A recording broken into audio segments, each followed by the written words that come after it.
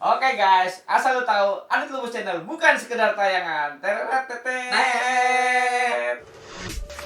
Setelah kemarin ada 2 video tentang history, kali ini gua akan membahas leadership. Dan di sini sekarang gua udah ada mengundang seorang teman sebagai art director, ya kan? Banyak orang kurang tahu, kebanyakan di perfilman itu mereka hanya tahu produser, sutradara, artisnya, ya kan? Tanpa tahu mereka tuh art director tuh seperti apa, yang membuat semua film tuh, yang ngeset siapa? Kalau nggak ada bukan dia, siapa coba? Art director itu. Oke, langsung aja kita kenalan sama beliau. Silakan Mas. Yuk Mas. Gue kamu. Oh gue ya.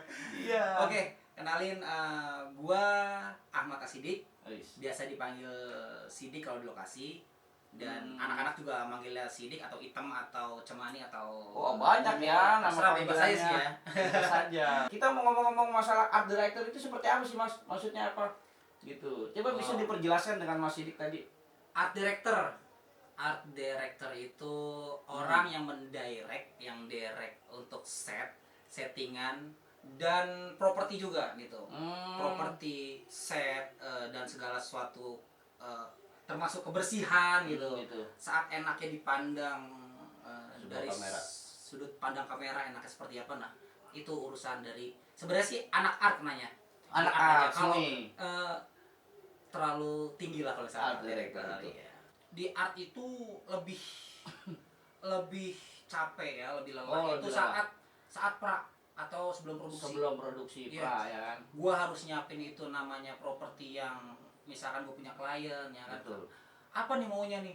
Ternyata Dik mau piring dong, piring yang seperti apa? Betul. Sampai biasanya tuh sampai yang Piring yang warnanya maunya ini itu, yang itu agak sulit sebenarnya, yang agak gitu. sulit ya. Ya. Nah, kayak misalkan properti motor atau mobil atau gue mau mobil klasik, gue mau beli ini, ya itu gue harus nyiapin. Nah, itu kerjaan gue di lokasi seperti itu. Tuh guys, seperti itu agak sulit sebenarnya pekerjaan itu. Tapi Anda sendiri punya basic di dunia art itu. Kalau dibilang basic sebenarnya gini nih. Gue itu lahir emang alhamdulillah ya, bokap nyokap tuh masih ada darah seni lah. Oh gitu. Masih ada darah seni dari nyokap bokap. Dan untuk teori-teori sebenarnya gue dapet itu ya pas gue ada di lokasi. Itu gue dapet yang namanya tentang setting yang baik gimana, gue tahu foreground itu apa, garis imajiner yang harus gue isi di kamera tuh bagusnya seperti apa gitu. Sudut pandang kamera gue harus ngeliat yang namanya monitor, oh ini bagusnya di sini ini. Nah, gue itu di lapangan gue baru mengerti kental banget tentang itu gitu. Kalau misalkan di kampus, basic gue di kampus itu kan broadcast ya. Kalau broadcast itu sebenarnya cenderung kayak yang penyiar radio, terus apa berita, MC atau penyutradaraan sama kamera, fotografi ya kayak gitulah. Tapi kalau di kampus gua tuh alhamdulillah nggak ada tuh materi namanya seni-seni. Ya, tiba-tiba gua kecemplung aja gitu. Awal mulanya kecemplung itu Mas, gimana? Kapan awal tuh? mula gua kecemplung itu gua nyari PKL ceritanya. Ternyata samping gua ini namanya si Andres. Oh Andres. Halo Andres. Itu berjasa banget orang itu. Akhirnya, Dik lu mau PKL nggak di tempat gua, di PH gua? Dia tuh Flickers dulu. Flickers itu Flickers di apa tuh? SCTV itu kerja sama SCTV dia. Yaudah deh, gue pengen nih, ya kan. Yaudah dik, akhirnya kalau lu mau, gue kenalin sama teman gue. Dia ternyata pas dikenalin, oke, namanya Bayu Kristikas.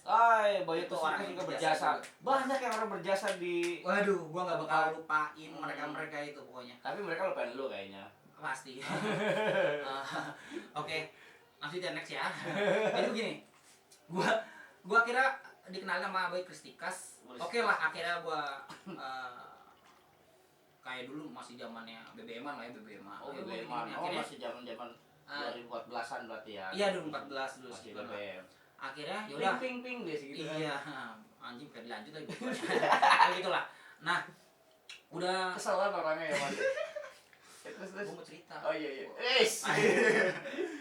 Gini lah. Gimik. Udah. Ya, sakit. Jadi Gua akhirnya kenal sama Bayu Kristikas, ternyata itu art director yang udah ternama di dunia perfilman Gitu. dia udah pernah Pasir Berbisik dia Wih, yang dulu film itu terus Iya, tahu. yang setahu gua ya terus bioskop Trans TV biasa kan Dia yang garap. Dia yang garap. terus kayak Mary Riana dia yang garap dan gue ikut serta juga di Mary Riana tapi Wih. syuting waktu di Indonesia nya bukan yang di Singapura Yang di Gua- Singapura enggak, Bang?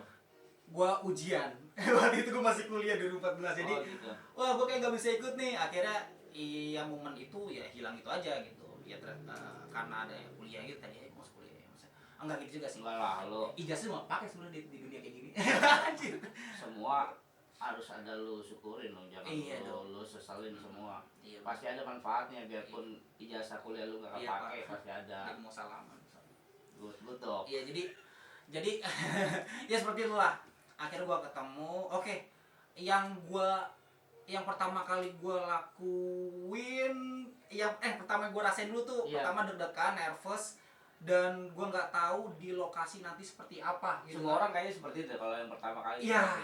nggak mungkin kalau orang perkantoran maaf ya. Nah. Yang gua tahu pasti dia harus ngadepin komputer, dia harus ketemuin bos, harus Iya. paham lah tentang itu. Oh iya. Tapi gitu. di dunia Kan dulu ini ada basic ya. dan basic gua art itu apa gitu. Gitu. Sampai lokasi itu udah namanya lighting gede-gede, kamera, wah ini apa ini? Gue main di salah satu alat mana ini? Dan ternyata ditanyain Dik, bawa palu, bawa gunting, bawa karter, bawa lakban. Wah, gue tambah bingung coy, gue coy. Buat apa? Aduh, buat apa? Jadi gini, baru dijelasin tentang art yang oke, jadi di art itu lu kayak misalkan lo harus nge-setting ini, nyeting itu, ya lu harus butuhin namanya lakban, harus misal ketempel-tempel apa gitu. Terus ya kan kan di sini ya kalau yang- gitu. iya biasanya gitu.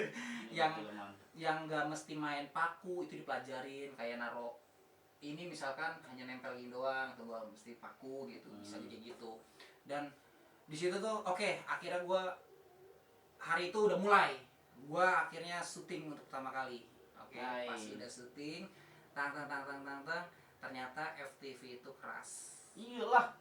FTV lagi- itu 6 hari ya lu udah pernah syuting juga kan FTV?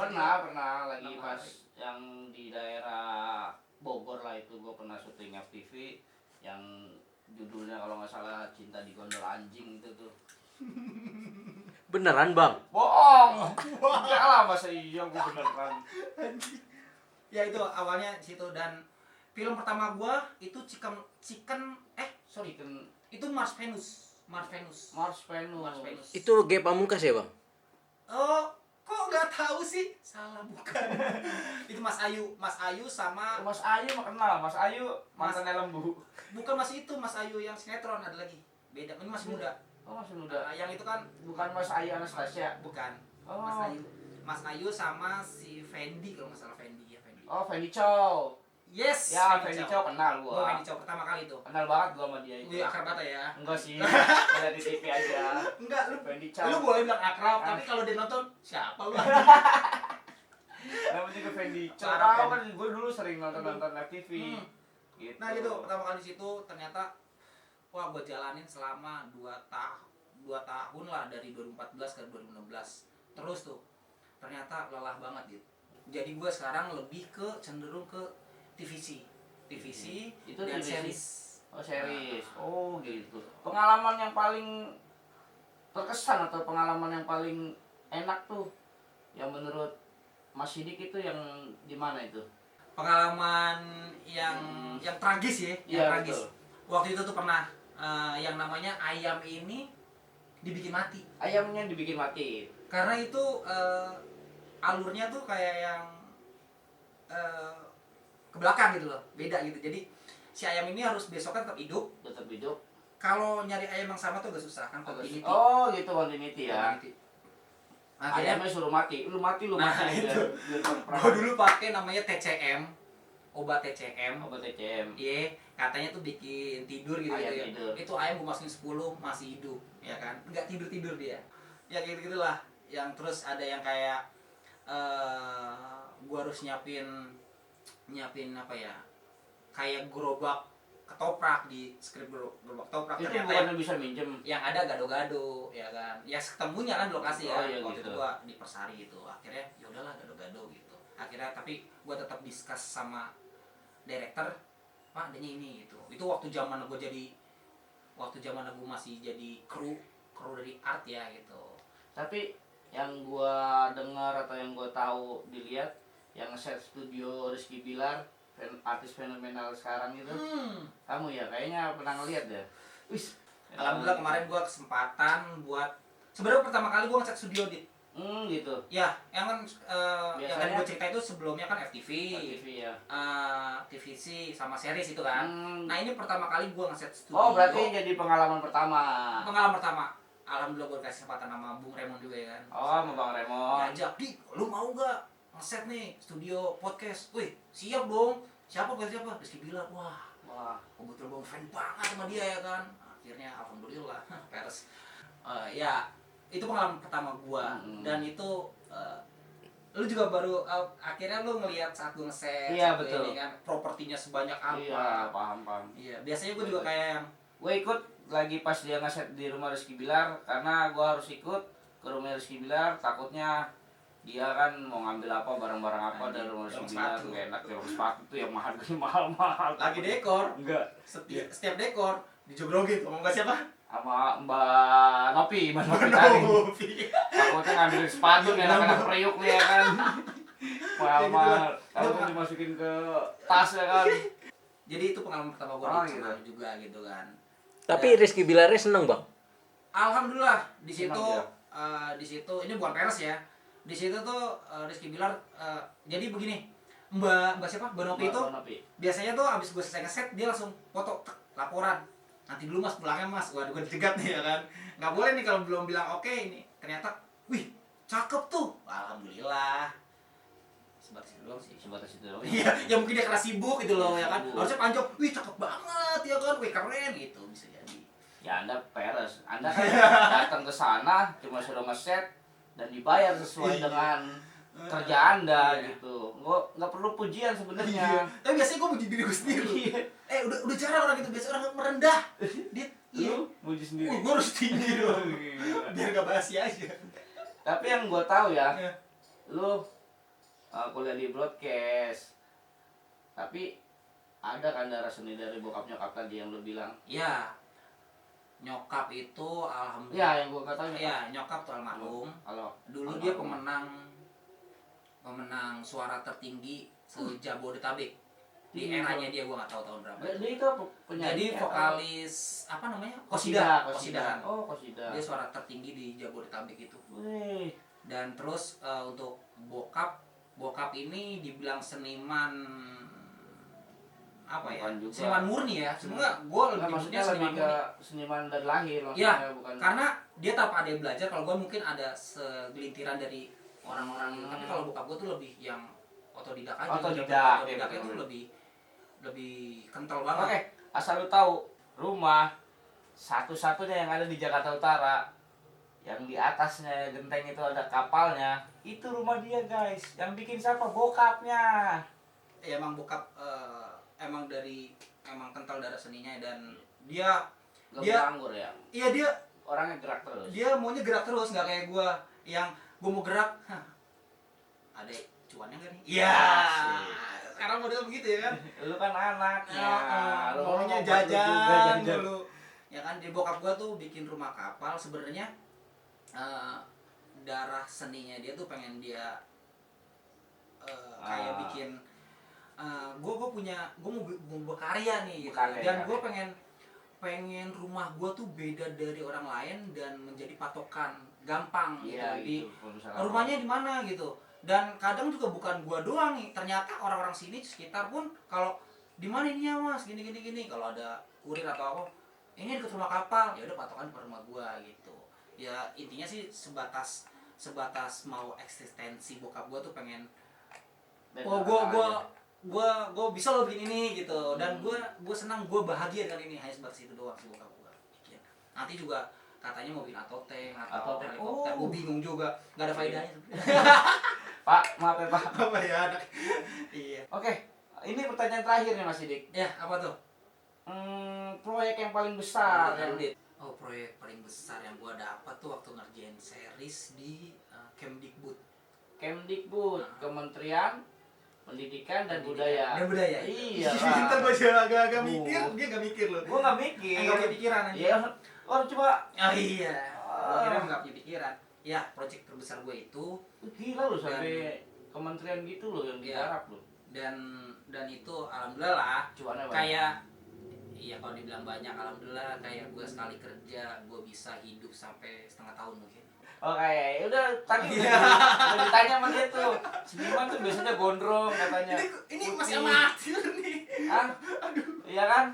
Iya nggak sih? Iya. Iya tapi yang ini. Ya tapi bener bang. Iya. Yang gue tahu tuh orang-orang kayak art director gitu atau Dekil. itu kan stigmanya dekil, nggak mandi kalau di lokasi ya bang ya. Betul. Nggak dan mandi, soalnya kan kadang malah nyeker, pakai sendal jepit, baju gombrang, bener gak sih bang? Iya. tergantung masing-masing kali. Ya bener juga sih. Gue kadang seperti itu. Nah, Kebanyakan. sebenarnya gini, gondrong atau tidaknya seniman itu karena sebenarnya kesibukan dia yang teramat sangat nih menurut gue ya. Kesibukan teramat sangat yang nggak tahu jam kapan dia istirahat, kapan dia berhenti untuk bekerja, sampai dia lupa tuh cara dandannya dia, cara dia bebersih badan.